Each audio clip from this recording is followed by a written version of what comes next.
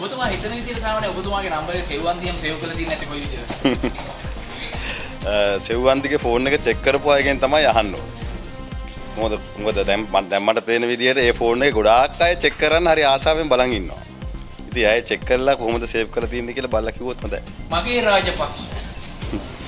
නාමල් එහෙම නිකන් කොට පාර්ලිමේන්තුවේ නිකන් අහුන නම් ටිකක් කියනවා අපේ කවුද මහින්ද ජයසිංහ මහත්තයා. මොකද ඒ ෆෝන් වල එහෙම තියෙන මගේ රාජපක්ෂ කිව්වම පොඩි වෙන එකක් තියෙන එක නිකන් අර අපි නිකන් රාජපක්ෂ හරි මිස්ටර් රාජපක්ෂ වගේ නිකන් කියවුණා. ඔක තාම සාධාරණයි.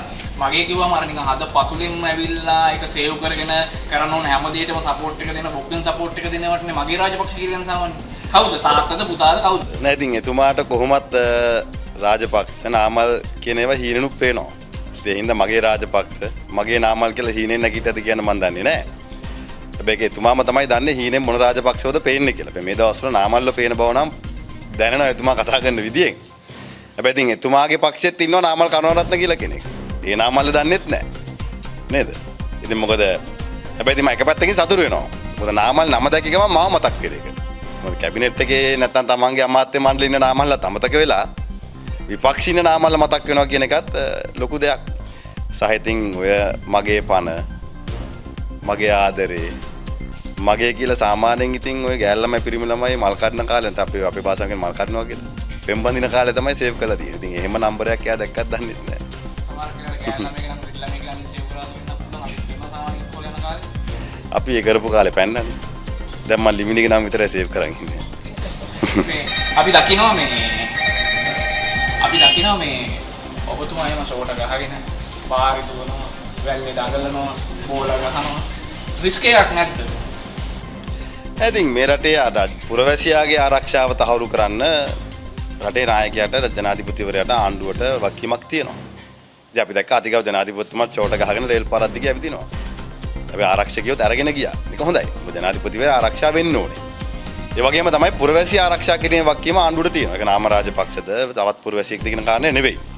දැන් මේ සිද්ධිය සම්බන්ධයෙන් ගත්තොත් ප්‍රාදේශ සභාවේ සභාපතිවරයෙක් ලිඛිතව පොලිස්පතිවරයාට දන්වලා තියෙනවා තමන්ගේ ආරක්ෂාව පිළිබඳ ප්‍රශ්නයක් තියෙනවා කියලා. ඔහුට විරුද්ධව නඩු තියනවද නැද්ද කියන කාරණේ නෙවෙයි. නෑ ඉතින් ওই සංවිධානාත්මක අපරාධ කරුවන් කියන පුද්ගලයන්ට පාරවල් වහලා දැඩි ආරක්ෂාව දීලා එකගෙන යන්නේ. ඒ උන්ගේ ජීවිතය ආරක්ෂා කරන ආණ්ඩුවට වගකීමක් තියෙන නිසා. හැබැයි ප්‍රාදේශ සභාවේ සභාපතිවරයා විපක්ෂයේ දේශපාලන පක්ෂයන් නියෝජනය කරමින් සභාපතිවරයා විදිහට පත් වෙලා ඉන්නකොට ඔහුගේ ජීවිතයට ආරක්ෂාව පිළිබඳ ගැටලුවක් තියෙනවා කියලා පොලිස්පතිවරයා දැනුවත් කරාම ඇයි ඒ පිළිබඳ ක්‍රියාත්මක නොවුනේ?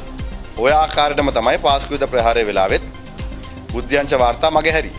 ඔය විදිහටම තමයි අර වරායට ආපු කන්ටේනර් දෙක ඇමරිකානු බුද්ධ්‍යංශ වාර්තාවක් ලැබිලා තියෙද්දිත් වරායෙන් පැන්නුවේ. ඉතින් මේ ආණ්ඩුව එක පැත්තකින් Tamanට ලැබෙන බුද්ධ්‍යංශ වාර්තා මගහරිනවා සහ තමන්ගේ දේශපාලන උවමනාව ඉෂ්ට කරගන්න තමන්ගේ අවශ්‍ය පුද්ගලයන්ගේ ජීවිත අනාරක්ෂිත කරන්න කටයුතු කරනවා. ඉතින් අපිට තියෙන සැකේ දැන් රාජ්‍ය අනුග්‍රහය යටතේ සංවිධානාත්මක අපරාධ මෙහෙවනවද නැද්ද කියන කාරණේ. බැලු බැලමටම ආණ්ඩුව කලබල වෙලා තියෙන විදියට. ආණ්ඩුවනේ කලබල වෙලා තියෙන්නේ. නැත්තම් ඩෑන් ප්‍රේසාද් ඝාතනයට ලක් වෙච්ච වෙලාවේ මරණ වාර්තා වෙන්න කලින් විශේෂ අමාත්‍යවරයා ඇවිල්ලා කියන්නේ නැහනේ මේ වෙනත් කාරණයක්. ඔහු කන්ටේනර් 323 පිළිබඳව පොලිසිය පැමිණිලා දාපු පළවෙනි කෙනා. බෙව් ඝාතනයට ලක් වුණා. හැබැයි ඒ කන්ටේනර් 323 සම්බන්ධයෙන් ආපු වාර්තාවෙත් මේකේ ආයුධ මත්ද්‍රව්‍ය තියෙන්න පුළුවන් කියලා සඳහන් වෙලා තියෙනවා. හැබැයි ඒ පිළිබඳව පැමිණිලා දාපු පළවෙනි පුද්ගලයා ඝාතනය කරා. ඒ වෙලාවෙත් අමාත්‍යවරයා ඇවිල්ලා ඔය වගේම කතාවක් තමයි කිව්වේ. දැන් ප්‍රාදේශ සභාවේ සභාපතිවරයෙක් මහජන දිනේ වෙලාවේ මේ මිනිස්සු හම්බෙලා තමන්ගේ බල ප්‍රදේශයේ ඉන්න අයට උදව් කරන්න වාඩි වෙලා කටයුතු නිලධාරීන් එක්ක කටයුතු කරන වෙලාවේ සභාව අස්සට ඇවිල්ලා වෙඩි තියලා යනවා. ඒ වෙලාවෙත් කොහොමද තුවක්කුවක් අරන් ආවේ? කොහොමද මේ සිද්ධිය සැලසුම් කරේ? සභාවට පොලිස් ආරක්ෂාව දීලා තිබ්බද?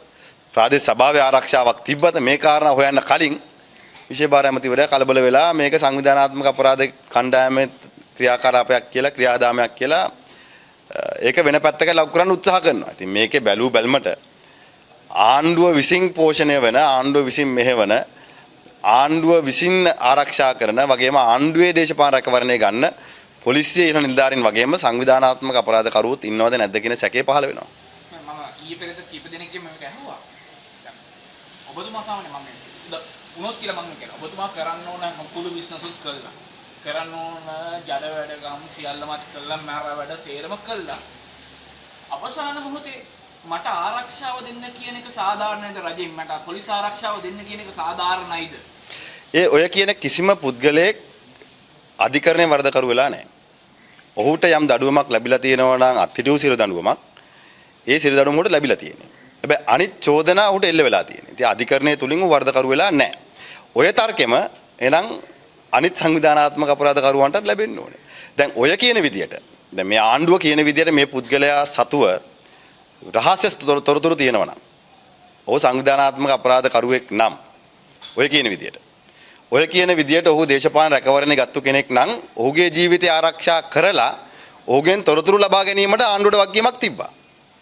හැබැයි ඔහුගේ ජීවිතය ආරක්ෂා නොකර දැන දැනත් මැරෙන්න ඇරියා කියන්නේ ආණ්ඩුව ඔහුගේ ජීවිතය නැති කරන්න උත්සාහ කරා කියන කාරණය. එහෙම නැත්නම් මේ වගකියුතු ආණ්ඩුවක් නම් මේ වගකියුතු ආණ්ඩුවට උතරම් තොරතුරු තිබ්බනම් මොහු සංවිධානාත්මක අපරාධ කල්ලියකට සම්බන්ධයි කියලා ආණ්ඩුවට කරන්න තිබ්බේ ඔහුගේ ජීවිතය ආරක්ෂා කරලා ඔහු දන්න තොරතුරු ටික ගන්න එක. ඉතින් ඔහු දන්න තොරතුරු ටික වැළලී යන්න උත්සාහ කරේ ඔහු මොන ආණ්ඩුව මොන පක්ෂයකද සම්බන්ධය එම සම්බන්ධ නම් කාත් එක්ක සම්බන්ධ කියන ප්‍රශ්නෙත් තියෙනවා. දැන් මේ සජිවේ UMP එක ගමනක යනවා.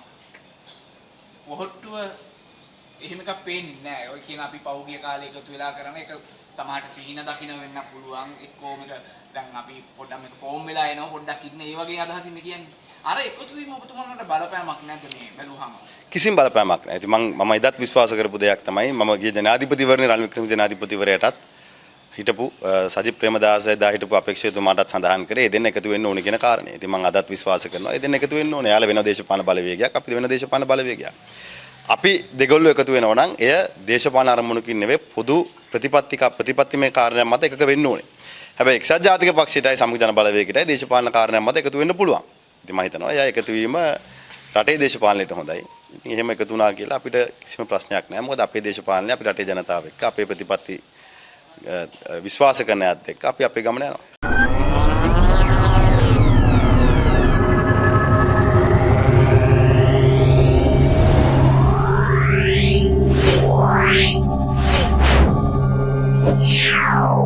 Use One Lanka today.